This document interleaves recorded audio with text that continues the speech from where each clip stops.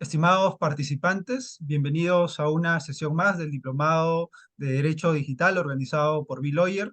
En esta sesión tenemos como ponente al doctor Mario Adaro, quien nos acompaña desde Argentina con el tema Justicia Digital e Innovación. El doctor Mario Adaro es abogado, magíster en Derecho Digital y Nuevas Tecnologías por la Universidad de Salamanca de España. Es magíster en Derecho y Magistratura Judicial por la Universidad Austral y especialista en Derecho Laboral por la Universidad Nacional de Cuyo. Es juez titular en Argentina. Es embajador del Hexágono de Innovación Pública FEIOP-HIP, presidente del Instituto de Innovación, Tecnología y Justicia de la Junta Federal de Cortes Superiores, Tribunales de las Provincias Argentinas y Ciudad Autónoma de Buenos Aires, director del programa interdisciplinario Transformación Digital e Inteligencia Artificial en la Justicia de la Facultad de Derecho de la Universidad Nacional de Buenos Aires. Actualmente es docente del programa de actualización Inteligencia Artificial y Derecho y del programa interdisciplinario en Inteligencia Artificial y Género de la Facultad de Derecho de la UBA, así como de otras instituciones y universidades de gran prestigio. Ha realizado diversas publicaciones propias y en colaboración. También es expositor en congresos, seminarios y jornadas nacionales e internacionales. Doctor, extenderle una noble bienvenida y un enorme agradecimiento a nombre de B-Lawyer por haber aceptado la invitación de participar como ponente en este diplomado de Derecho Digital. Estamos muy contentos con su presencia virtual y estamos seguros de que será una sesión valiosa, una sesión provechosa para todos los participantes. Sin nada más que decir, doctor, le cedo el uso de la palabra para que pueda iniciar con su ponencia. Muchas gracias. Bueno, un gusto, saluda a todas y a todos por Perú. Muchas gracias a Biloyer por la invitación. Si tienen ganas y quieren habilitar micrófono, prender la cámara y participar, vamos a tener una horita y media de, más que de disertación, de charla. Me gustaría que hubiera iteración y consultas sobre una cuestión que es básicamente, o para lo que ustedes están cursando, que es el derecho digital. Claramente el contexto en el que nos vamos a mover o en el que se viene a referenciar, claramente la humanidad hace más de, yo diría, 10 años, invisiblemente y más concretamente a partir de la pandemia, nos dimos cuenta cómo las tecnologías están modelando la humanidad, están modelando nuestra vida cotidiana, están modelando la forma de actuar. Y tenemos como, aún aquellos, digo siempre, que se porten bien o mal, tenemos doble vida. Tenemos una vida física, analógica, una vida digital, y en ese mundo digital pasan cosas. Y es un mundo que lo que viene a poner en conocimiento eso que ustedes ven ahí es, en el mundo de la innovación, habla de un contexto y un mundo VICA. ¿Qué vamos a ver hoy? Vamos a ver un primer capítulo que tiene que ver con, si se quiere, la evolución o las distintas instancias desde la informática jurídica al derecho digital. Un capítulo que me parece interesante dentro del derecho digital, del impacto de la inteligencia artificial en el mundo jurídico y en la humanidad y en el mundo de la justicia. Finalmente, la agenda digital que nos imaginamos para los próximos 5 años. Como bien decían, a mí me toca presidir y ser cofundador de un instituto de tecnología y justicia que hace más de 4 o 5 años estamos impulsando, una comunidad de justicia que también venimos construyendo innovación, y estamos ahora a fines de 29 de junio que van a estar invitados, y vamos a través de B-Lawyer difundir la invitación. Están invitados a sumarse a la presentación del JustLab, que es un laboratorio de innovación judicial, que básicamente lo que pretende es construir una comunidad en Latinoamérica para repensar la justicia, repensar las organizaciones o el ecosistema jurídico judicial, y poder mejorar el servicio de justicia. Básicamente, lo que les decía, esta evolución que vamos a ver se da dentro de un contexto VICA. VICA, o este acrónimo que ustedes ven, es básicamente tenemos un mundo o un contexto mundial y una realidad mundial de un contexto que es volátil, que es incierto, que es complejo y que es ambiguo. Esa situación de complejidad y de evolución y de ambigüedad y de incertidumbre hace que tengamos que comprender, sobre todo fundamentalmente, muchas dimensiones, pero cómo la tecnología nos viene a impactar. Próxima. La que básicamente en ese contexto, no sé si ahí ¿Podés hacer la próxima?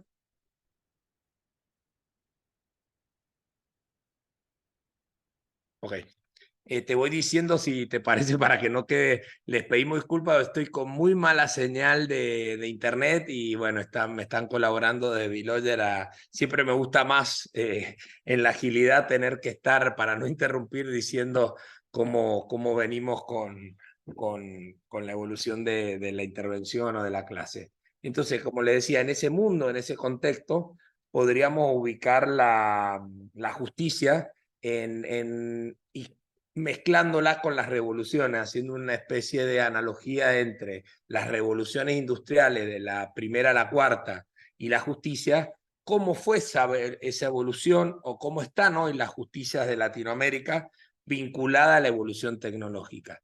Y podemos hablar de una justicia 1.0, que son aquellas organizaciones judiciales que empiezan a tener un mínimo de vínculo tecnológico y es cuando se empiezan a incorporar sobre todo infraestructura a los poderes judiciales. Podemos decir que eso se da en la década del 90 y del 2000, del siglo pasado, ya podemos decir siglo XX, siglo pasado, donde las organizaciones en general y las públicas y la justicia en particular empiezan a incorporar equipamiento informático e infraestructura para que ese equipamiento informático funcione. Es decir, la primera justicia, la 1.0, es esa justicia que deja la máquina de escribir, ya sea mecánica o eléctrica, para las y los abogados más jóvenes. Había máquinas que se tecleaban y con papel y otras eléctricas que se autocorregían, que será como la evolución superior, y llegamos a las computadoras personales y a la infraestructura, es decir, data center, tendido de líneas, todo. Eso es lo que nosotros decimos es esa etapa de los poderes judiciales o las organizaciones públicas de justicia 1.0. Luego se da una segunda etapa, fines del 2000 y ya principio de primera década de este siglo, que empieza a evolucionar desde esta infraestructura y la máquina personal a una justicia o una organización pública que empieza a tener otro tipo de desarrollos propios, probablemente los sitios web. Ustedes en esta etapa aparecen los nombres de dominio, no sé si ya han visto con la gobernanza de Internet y qué significa tener un nombre de dominio. Después, si quieren, por el chat me van aportando si saben o no saben y podemos hacer detenerme un pequeño tiempo sobre qué significa los nombres de dominio. Entonces, en esta primera etapa, perdón, en esta justicia 2.0, básicamente lo que aparecen es las web, los nombres de dominio, las páginas de Internet de los poderes judiciales y la vinculación también de los correos electrónicos, todo lo que tenía que ver con un ida y vuelta entre el usuario y el operador jurídico judicial, pero muy rudimentario. Web para informarme, solo ida, correos electrónicos para la comunicación, y ya empiezan a incorporarse ese tipo de dominios y herramientas. Ya sí, una justicia 3.0, que es donde estamos. Después ustedes me pueden contar la experiencia de cada uno de los lugares de donde sean o donde litigan o donde son funcionarias o funcionarios judiciales. Ya decimos una etapa, una justicia 3.0, que es la que vive la mayoría de los poderes judiciales de Latinoamérica, que son aquellas, sobre todo post-COVID. El COVID funcionó como un precursor o un acelerador de los procesos de transformación digital, donde ya aparece una justicia que empieza el expediente digital, es decir, aparece esa transformación digital, ese salto del papel a lo digital, y aparece ya el gestor documental y la posibilidad de que todas las presentaciones, la litigación y toda la estructura de gestión de la justicia esté en expediente digital. Y finalmente, algunas organizaciones judiciales yo también tenemos en distintos lugares, después les voy a contar alguna experiencia, empezando a transitar una justicia 4.0 que ya tiene que ver con las tecnologías emergentes. Básicamente, las tecnologías emergentes o disruptivas tiene que ver con varios tipos de tecnologías, pero la más importante es la inteligencia artificial. Yo diría en una segunda instancia la Web3 y el blockchain, pero también en este tipo de tecnologías emergentes, menos usado por justicia, hasta la nanotecnología, el IoT, es decir, el Internet de las cosas, y un montón de otros tipos de tecnología que podemos englobar en lo que se denomina tecnología emergente. Entonces, 4.0 es una justicia que empieza, ya vamos a ver durante el transcurso de la clase, empieza a explorar nuevas tecnologías, fundamentalmente inteligencia artificial. Inteligencia artificial, desde, no sé si ya lo han visto, pero engloba varias cosas. O sea, cuando uno dice inteligencia artificial, es todo, te diría, todo un curso, una clase, en principio, o un curso de más de un año, para comprender la dimensión desde el machine learning y algoritmos básicos hasta el deep learning y algoritmos más profundos, redes generativas, o lo que apareció el año pasado, en noviembre del año pasado, el ChatGPT, que podemos hablar si quieren en algún momento, no creo que nos dé el tiempo ahora, pero con gusto volveremos, si les gusta la clase y Bill Oyer nos vuelve a invitar. En la próxima, porfa. Entonces, tenemos dentro de los objetivos de desarrollo sustentable, objetivo 2030, varias obligaciones como organización y sociedad, pero básicamente el organismo más, el objetivo más importante para la justicia es poder promover sociedades pacíficas, sostenibles y responsables en todos niveles, y básicamente paz. Y eso se logra vinculado con la tecnología a partir de una gobernanza sostenible e inteligente. Entonces, no hay proceso de transformación digital, vieron que vimos recién la justicia 4.0, perdón, 3.0, no hay transformación digital, expediente digital, si no hay gobernanza previamente. ¿Qué significa esto? Yo tengo que saber gobernar los datos que tengo, porque hoy el mundo es el mundo hoy, el nuevo petróleo que le dicen a partir de la analítica de datos, es los datos. Entonces, si no tengo bien gobernados los datos, mal puedo tener expediente digital. Entonces, parte del objetivo a comprender, como ustedes como operadoras y operadoras del derecho, es poder comprender la gobernanza de datos. Próximo. Entonces, como les decía, hay como una nueva dimensión. Ahí me gustaría, si alguien quiere intervenir y abrir un poco el micrófono para ver cómo venimos, ¿se está entendiendo? Si no, por el chat yo los puedo escuchar. Básicamente, como les decía, vamos a tener un mundo desde la concepción digital, ¿no?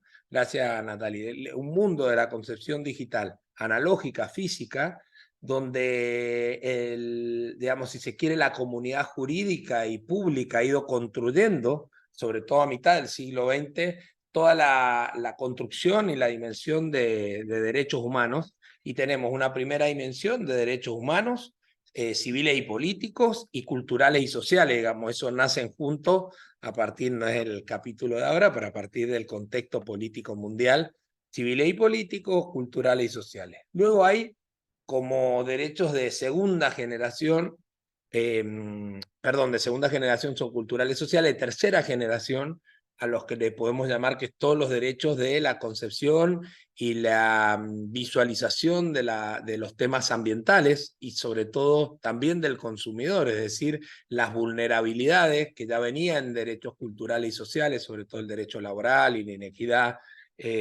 Aparece una tercera dimensión que es derechos ambientales y consumidor, y podríamos estar hablando en una tercera dimensión de consolidación de derechos humanos, que vamos a ir viendo ahora algunos ejemplos de regulación o abordaje de derechos humanos que tienen que ver básicamente con los que le decía al principio. Nuestra vida en el mundo digital y qué sucede en esa dimensión digital, que ya ha dejado de ser un solo tema digital.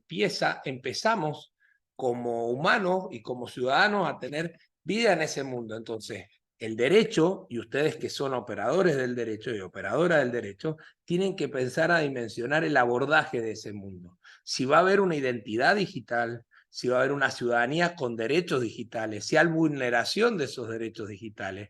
Hoy hay un capítulo muy grande en el mundo digital de cibercrimen y de abusos, de vulneraciones a partir de lo que sucede en el intercambio digital. También hay una economía digital, e-commerce, etcétera, etcétera. Hay una dimensión dentro del mundo digital muy interesante para un espacio como el que se están formando ahora. No lo vamos a ver en su totalidad, pero seguramente vendrán otros capítulos y si no podemos venir también a aportar y reflexionar otros capítulos sobre los nuevos derechos digitales. Es decir, aparece el CX, que es el Citizen User Experience, digamos. Empezamos a notar cómo la ciudadanía empieza a ser importante en los servicios públicos. Yo siempre digo que la tecnología le ha venido a aportar al servicio, a la administración pública en general y al servicio de justicia en particular, por lo menos dos de las tres grandes exigencias que la ciudadanía tiene con la justicia. Una exigencia son los tiempos de la justicia. Claramente, y entiendo que en Perú y en toda Latinoamérica el gran reclamo ciudadano es cuánto la justicia demora en resolver los conflictos a los que son sometidos, a los que son peticionados al organismo judicial. Es decir, los tiempos de justicia es un gran reclamo social y claramente la tecnología puede aportar en cuanto a los tiempos de justicia. El segundo gran requerimiento, que por ahí no está en la agenda pública de la justicia, es la transparencia. También la ciudadanía le exige a la justicia la transparencia a la hora de la toma de decisiones y también la rendición de cuentas, porque somos un organismo del Estado que requiere la contabilidad y la rendición de cuentas ciudadanas. Y una tercera exigencia tiene que ver con la independencia judicial, que probablemente hoy uno no tenga esa dimensión de, bueno, de qué se trata la independencia judicial o cuánto puede aportar la tecnología. Yo creo que en algún momento, sobre todo la analítica de datos, la inteligencia artificial, lo predictivo, nos puede ayudar a determinar cuánto de independiente es un poder judicial, cuánto de independientes son sus decisoras y decisores. Lo dejo como capítulo aparte, pero sí claramente en esta nueva dimensión de ciudadanía y nuevos derechos nos da transparencia y nos da eficiencia. Y nos da un plus más. ¿Qué es lo que nos da la tecnología? Nos vuelve a poner el foco del servicio de justicia en el ciudadano. Hasta ahora, en Perú igual y en toda Latinoamérica y en el mundo, diría yo, el servicio de justicia es un servicio público intermediado por abogadas y abogados, que está bien porque es el modo de que esa parte de este ecosistema jurídico judicial mejora y consolide y reclama sobre derechos vulnerados. Pero lo que nos pone la tecnología en la agenda es, ahora empiezo a pensar en el servicio a la ciudadanía porque la tecnología me hace cercano a la ciudadanía. Es decir, antes pensábamos un expediente digital para mejorar la litigación y hoy le agregamos al expediente digital comunicaciones ciudadanas, vinculaciones, audiencias remotas, forma en que el ciudadano se acerque y se vincule a la justicia. Próxima.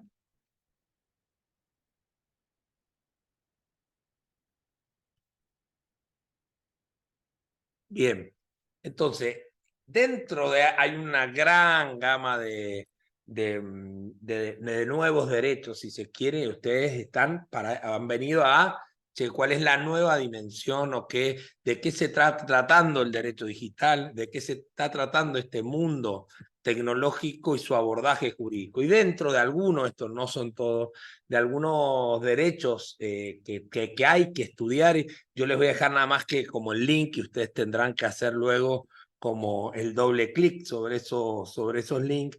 La idea es de cómo, cuáles son algunos de esos tipos de derechos. Uno, primero que nada, no podemos hablar de derecho digital si no tengo un derecho humano fundamental, que es el acceso universal igualitario a Internet.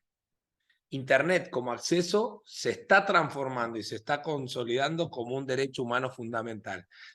Hace 10 años uno hubiera pensado, bueno, qué poco profundo el acceso a un bien económico o a un bien que solo nos da acceso a entretenimiento, otras cosas. Hoy el mundo está evolucionando, muchos de los servicios públicos están sobre desarrollo y plataformas tecnológicas, entonces Internet o el acceso a Internet se está transformando en un derecho humano fundamental como lo era el acceso a la educación, porque hoy la educación también, lo vimos durante pandemia y el aislamiento, creo que en Perú fue igual, el acceso de la Internet. Es decir, y en esa dimensión del acceso universal, igualitario a Internet, empezamos a plantearnos la gran discusión que hay en Latinoamérica, que es una de las tantas brechas que hay. Tenemos distintos tipos de brechas políticas, ideológicas, conceptuales, económicas, y tenemos una brecha digital. Básicamente la brecha digital que afecta a este derecho humano fundamental tiene distintas dimensiones. Una gran dimensión de esa brecha digital tiene que ver con la economía, es decir, no tengo posibilidad, porque tengo posibilidad de conexión domiciliaria o personal a través de equipos, porque pasa internet cerca, pero no tengo el acceso económico tanto para tener infraestructura, aparato, equipamiento o como para pagar el servicio. Primera gran brecha, la brecha económica. La segunda es de infraestructura. Vivo en determinadas zonas donde la infraestructura es imposible ese acceso a ese derecho humano fundamental. Entonces ahí empieza una gran discusión. Si el Estado está evolucionando hacia un Estado inteligente y digital y sus servicios son en el mundo digital, ¿cómo hago para no acrecentar aún más las vulnerabilidades de grandes sectores de la sociedad que no tienen ese acceso a esa posibilidad de ese servicio vía Internet? Entonces tenemos económico, tenemos infraestructura y tenemos también hay varias más, pero una brecha dentro de lo digital que es la alfabetización digital. La gran cantidad de grupos etarios generacionales, tenemos millennials, centennials, pero también baby boomer, tenemos una gran cantidad de la población que ya tiene dificultades de alfabetización y de acceso, y a su vez ahora tiene que tener una segunda capa de alfabetización que tiene que ver con la tecnología. Más allá de que la tecnología cada vez tiene una evolución más grande, es más amigable, es más intuitiva, diría yo que a veces hasta es mucho más intuitiva que otro tipo de acceso. Pero también ahí podemos hablar de una brecha en lo que tiene que ver con capas generacionales, capacitación y alfabetización digital. Entonces, derecho humano universal, igualitario, Internet como un derecho humano fundamental que se viene consolidando. Estará en ustedes pensar en algún momento amparos, todas las herramientas procesales posibles para poder acceder o para poder consolidar a la ciudadanía este derecho. Una segunda dimensión de estos nuevos derechos, voy a hacer un repaso, hay un montón, pero para que ustedes lo tengan y puedan repensar hacia dónde ir, es la neutralidad en Internet. ¿De qué se trata esto? Ya hace más de 15 años se viene debatiendo en el mundo jurídico tecnológico. La neutralidad de Internet es que aquellos que tienen, vamos a distinguir como dos grandes sectores empresarios, si se quiere, es mucho más complejo, pero para que se entienda, dos grandes sectores empresarios del servicio Internet. Los que tienen infraestructura, que son las telco, es decir, generalmente las compañías telefónicas que brindan el servicio Internet, y aquellas empresas tecnológicas que brindan servicios montados sobre el Internet, que son las OTT. Estas básicamente, para que se entienda, es por ejemplo Netflix, ¿sí? Por ejemplo Amazon, que no tienen infraestructura propia. Ustedes no le contratan a Netflix Internet, contratan una suscripción para poder ver películas. Bueno, esas empresas corren como si fuera la autopista de Internet. Un derecho humano, un derecho de los que se está debatiendo, aunque parezca en clave tecnológica, aunque parezca, digamos, como no entendible, es la necesidad de que esa autopista de Internet sea neutra. ¿Qué significa eso?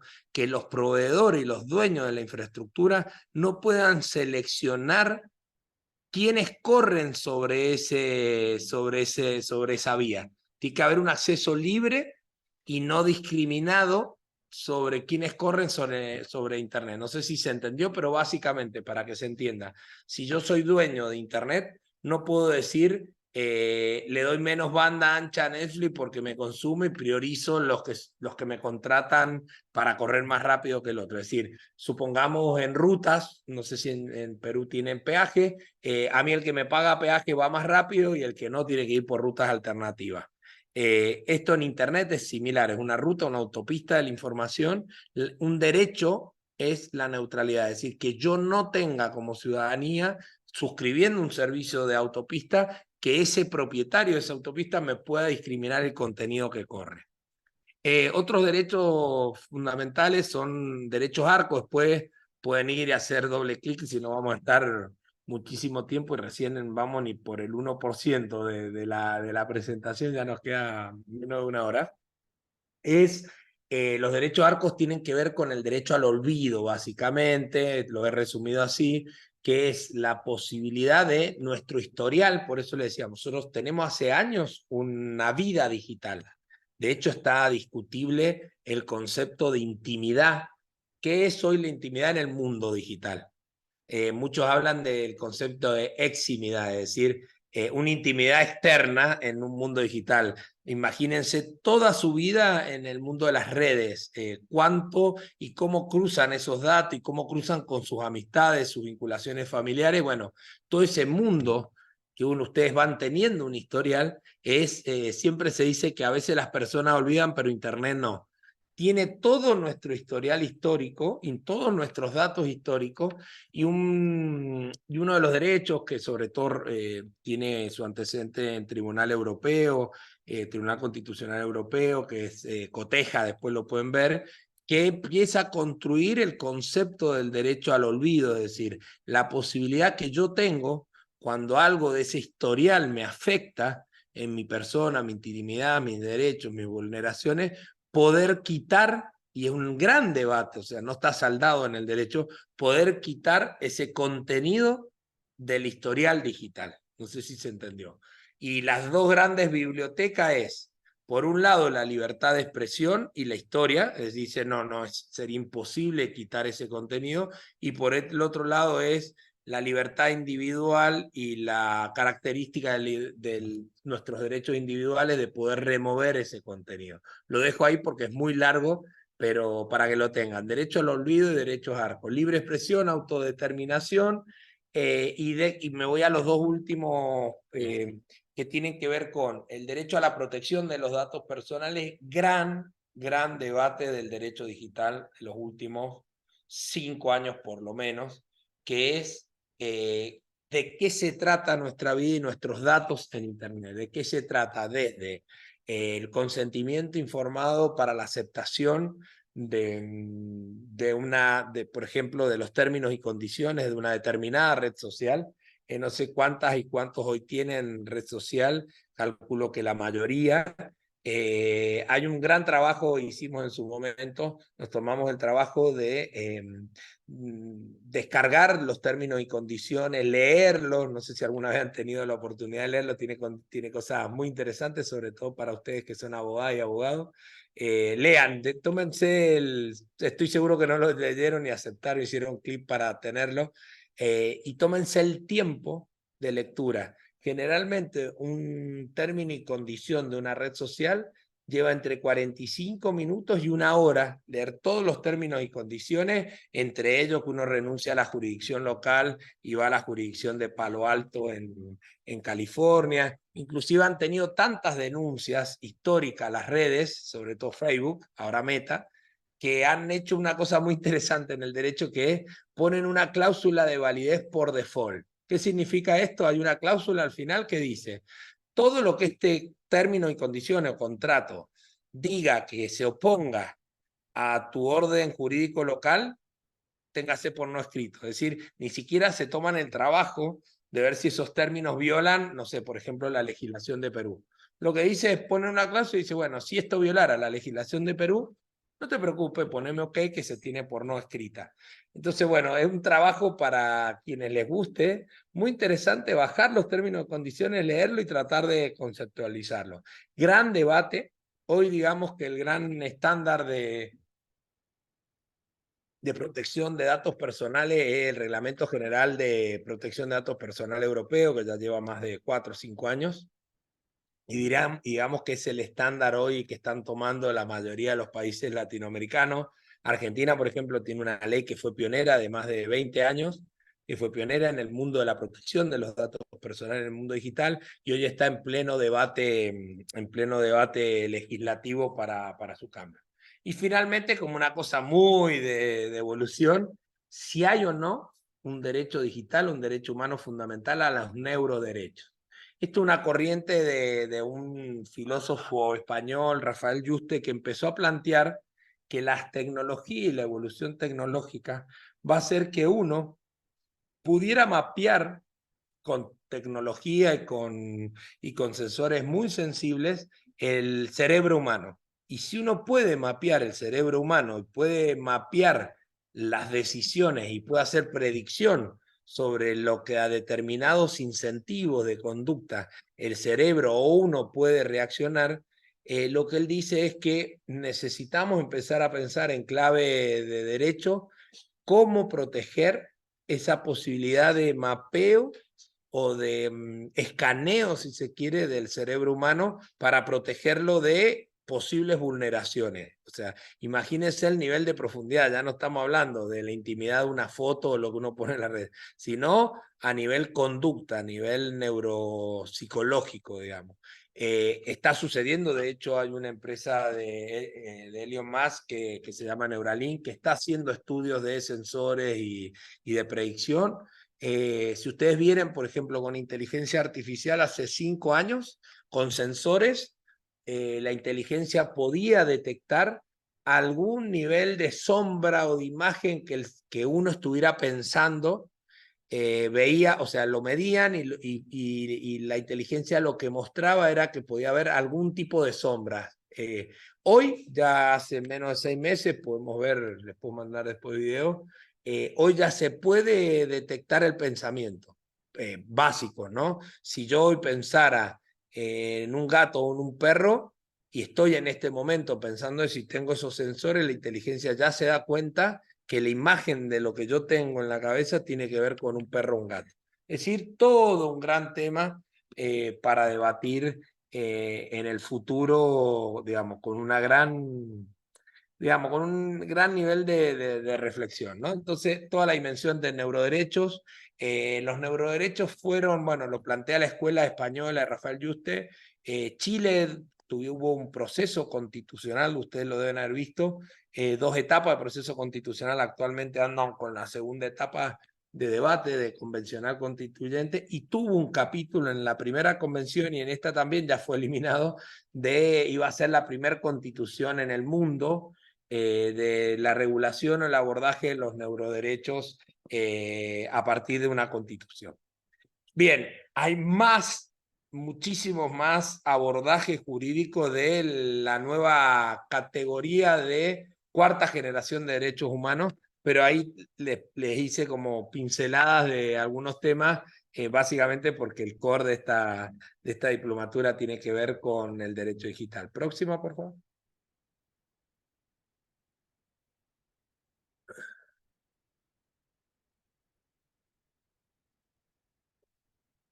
Bien, es muy interesante para que ustedes puedan ver en lo posible la Carta de Derechos Digitales Española. La Carta de Derechos Digitales Española es una carta de derechos que construyeron muchos jurisconsultos y referentes del mundo del derecho y de la tecnología. Y es muy interesante cómo han ido planteando en esto que les decía, cómo repensar los nuevos derechos a partir de cómo nos impacta la tecnología. Y dentro de eso, lo que les decía recién, la protección de los datos personales habla de la identidad. ¿Cuál va a ser nuestra identidad en el mundo digital? Podemos tener es un derecho humano, por ejemplo, la pseudonimización. Hola,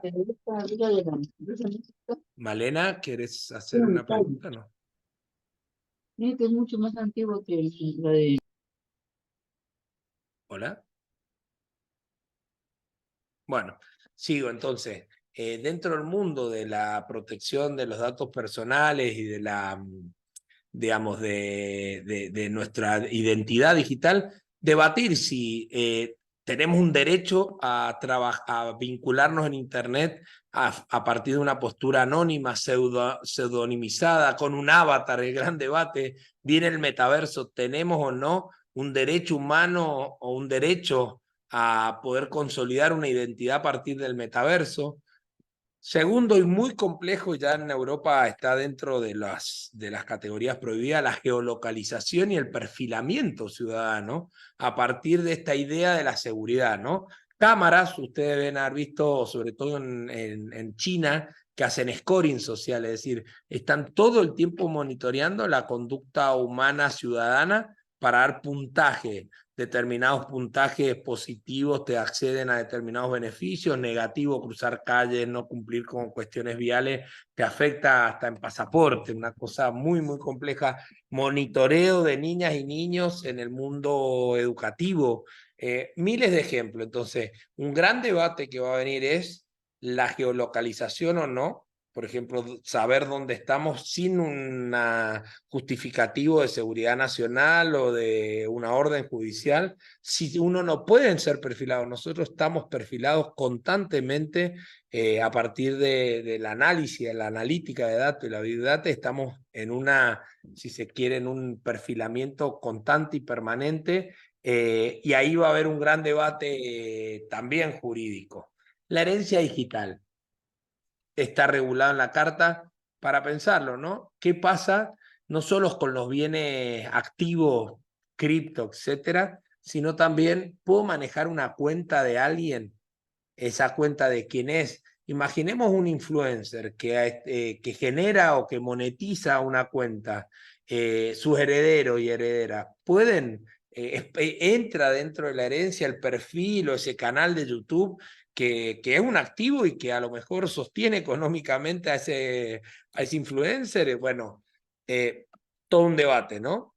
La protección, sin duda, una gran dimensión de protección de niñas, niños y adolescentes en el mundo digital. En Argentina se acaba de aprobar la ley Olimpia, que tiene un origen en México, que tiene que ver con la violencia, la violencia y la afectación y vulnerabilidad en el mundo digital.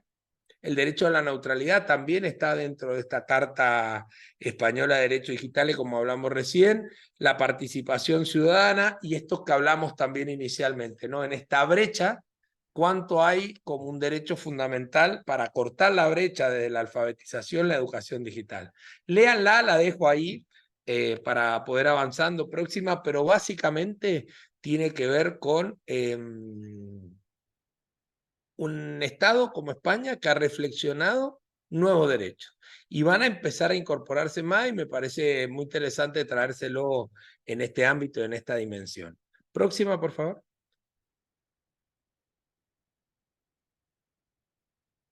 Bueno, principios generales. Otra gran reflexión que tenemos que hacer del derecho procesal. Parte, vamos a ver enseguida en innovación, parte de la conceptualización que tenemos como miembro del ecosistema jurídico judicial es, a partir de la tecnología, el impacto de la tecnología en los expedientes digitales y en el mundo digital, cómo empieza a reconsiderarse o reconfigurarse esos viejos o esos nuevos o esos recostumizados principios generales del derecho. Y básicamente para, sobre todo procesales, ¿no? ¿De qué se trata hoy la publicidad en el mundo digital? ¿De qué se trata, por ejemplo, la inmediación? Hay un gran debate ahora, yo diría casi saldado, y sobre todo a partir de que avancen nuevas generaciones, saldadísimo, que va a tener que ver con una audiencia por plataforma, audiencia que se le dice remota o audiencia, ya sea cualquiera de la plataforma, Zoom, Google, Teams, etcétera, Webex, en la que fuera, puede ser considerada inmediación, una audiencia testimonial, etcétera, etcétera. ¿Cómo afecta o no el principio de inmediación? ¿Es inmediación la plataforma digital? Bueno, algunas consideran que no. Otros dicen, mire, las nuevas generaciones la inmediación es digital, así que, bueno, toda una cuestión para discutir la celeridad, como habíamos dicho, cómo impacta la tecnología en mejorar la celeridad de los procesos, la concentración, la economía digital. Todos principios que deben ser replanteados a partir de la tecnología. Y aparecen, próxima, por favor. Y aparecen algunos conceptos nuevos. Después les voy a enviar con Bill alguna jurisprudencia argentina vinculada al derecho procesal y al derecho procesal digital. Y empezamos, parte de eso lo hicimos acá en la provincia de Mendoza, en la Corte de la provincia de Mendoza, a pensar esto, el proceso en clave digital. ¿Y de qué se trata ahora ese proceso cuando tiene tecnología? Y dijimos, bueno, ¿qué sería el debido proceso ahora en clave digital? Claro, el debido proceso en el mundo de los derechos humanos fundamentales y procesales tiene que ver con la defensa en juicio, la equidad de armas, etcétera, etcétera, depende de los procesos. ¿Qué pasa ahora con lo digital? Bueno, el derecho, esa es una otra cara del debido proceso, que es si tengo el debate o la litigación montada sobre un mundo digital, tengo que dar garantía de nuevos principios digitales. Es decir, tengo que tener servicio, ubicuidad. Ubicuidad es un principio digital que dice que tengo que dar el servicio en todo momento y en todo lugar. Redundancia también. ¿Qué sucede cuando no hay servicio de Internet generalizado y se afecta el proceso? Bien, es toda una dimensión. Y aparecen otras categorías. ¿De qué se trata la identidad digital en el mundo del expediente digital? ¿De qué se trata la sede digital? Aparece de vuelta, aparece el concepto de si yo estoy en un mundo de litigación digital, puedo tener una sede digital que no sea la real y empiezo las notificaciones, el conocimiento del proceso, el cargo digital, la publicidad, son todas dimensiones que cuando uno hackea el proceso en clave digital aparecen categorías nuevas. Lo dejo ahí porque en serio nos quedan 25 o 30 minutos y tengo un par de temas, todavía no he entrado en inteligencia artificial, pero les pido si hay alguna duda, todo, yo estoy viendo el chat, que me lo puedan plantear y lo podemos ver. Siguiente. Bien, sigue, eso básicamente lo mismo, ¿no? Respeto a los derechos humanos, marco normativo, próxima, por favor. Ahí lo que les voy a dejar después la filmina es cómo en el mundo digital, hasta acá, cómo en el mundo digital ha habido un abordaje ya de la inteligencia artificial. Empezamos a tener esto que dijimos al principio, la cuarta, o sea, una justicia 4.0 que empieza, por ejemplo, en Mendoza, en muchos lugares con Prometea como precursor y otras experiencias de aplicación de inteligencia artificial al proceso.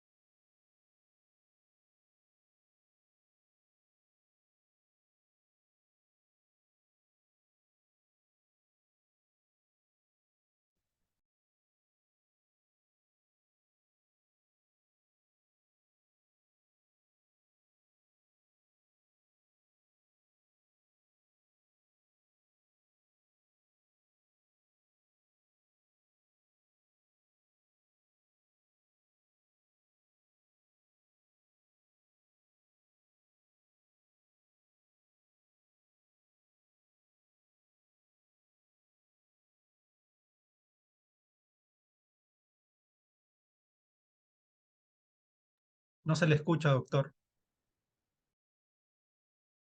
Ahí está el audio de vuelta.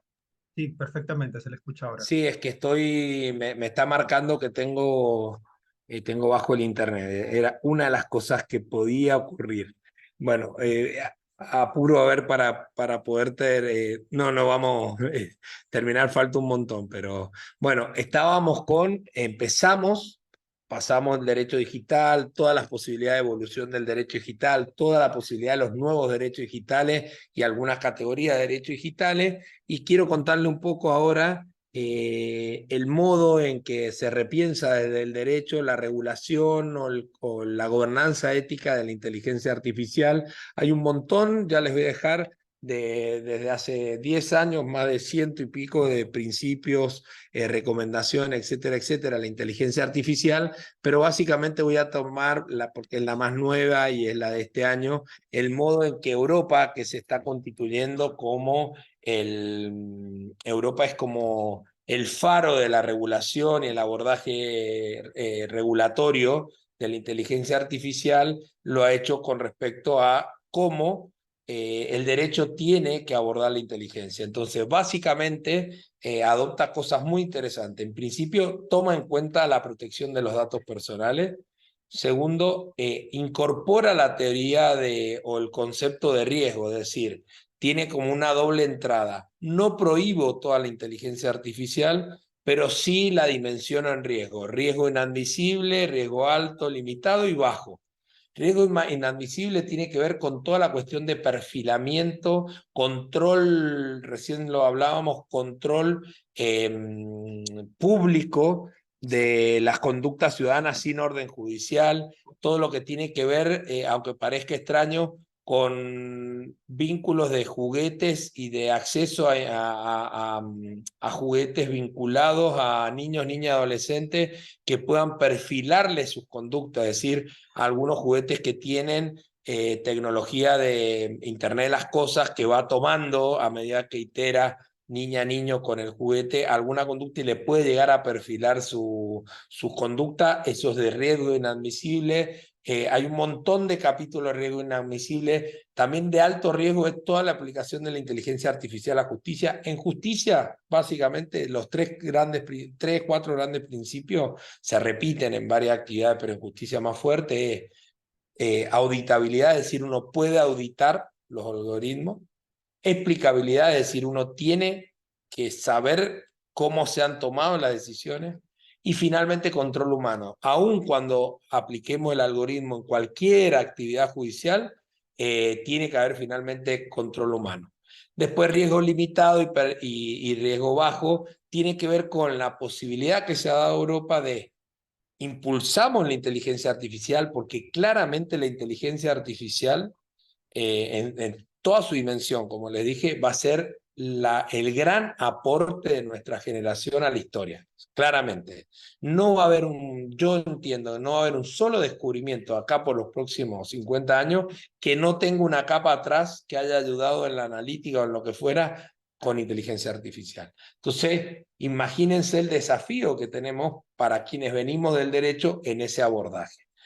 Busquen todas las normas, se las voy a dejar fundamentalmente regulaciones de inteligencia artificial de Europa. Chile y Colombia tienen normas regulatorias, creo que Perú este año estuvo en el debate y no sé si ya ha aprobado normas regulatorias de abordaje y gobernanza de la inteligencia artificial. Y esta semana se modificó el concepto de Estados Unidos, que siempre ha sido libre de regulación. El gobierno de Biden lo que ha hecho es tomó una norma de la seguridad. Siempre vieron que los norteamericanos, los estadounidenses, toman las normas de seguridad pública y esas las transforman y le dan dimensión a un montón de cosas. Bueno, ha tomado una norma de seguridad nacional y ahí han incorporado el tema del abordaje a la inteligencia artificial, abandonando esa vieja idea de autorregulación y que la regulación solo se daba en Europa. Próxima, por favor.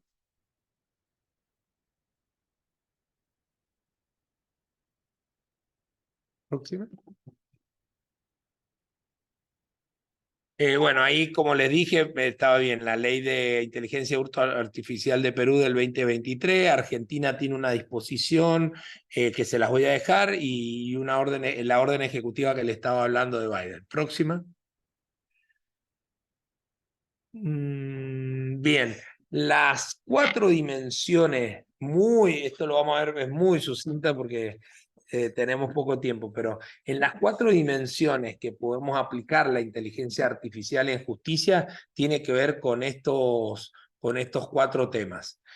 Un tema es la automatización. Un gran aporte de la inteligencia artificial a todo el proceso de transformación digital tiene que ver con automatizar documentos, es decir, imagínense cualquier proceso judicial que hecho una presentación cualquiera, una demanda, una contestación de demanda, lo que fuera, el acto posterior procesal a esa presentación, la inteligencia artificial lo entienda, lo procese y genere el documento que viene a tomar la decisión sobre esa presentación. Eso sería básicamente automatización documental, es decir, entiendo lo que me están presentando y le genero al operador el documento. No es que se toma la decisión, como le dije, el control humano siempre está atrás. Me dice a mí, operador, en este caso juez, mira, tal cosa vos podrías resolver otra y te da el documento en cuestiones muy básicas. Después está la predicción. En eso hoy ya está discutido, Francia lo ha discutido, es decir, yo podría un poco el precedente o los antecedentes, ¿sí? Para que se entienda jurídicamente, yo podría con la cantidad y la dimensión de analítica de datos saber qué puede venir como decisión en un próximo expediente. Es decir, analizo toda la conducta del tribunal histórica y digo, frente a este caso, en otros casos similares, predigo que la decisión puede pasar por ese lado. Algunos, como yo creo que tiene que ver con la transparencia y con la posibilidad de seguridad jurídica, otros Francia prohíbe la posibilidad de hacer predictivas sobre los tribunales porque dice que afecta a la independencia.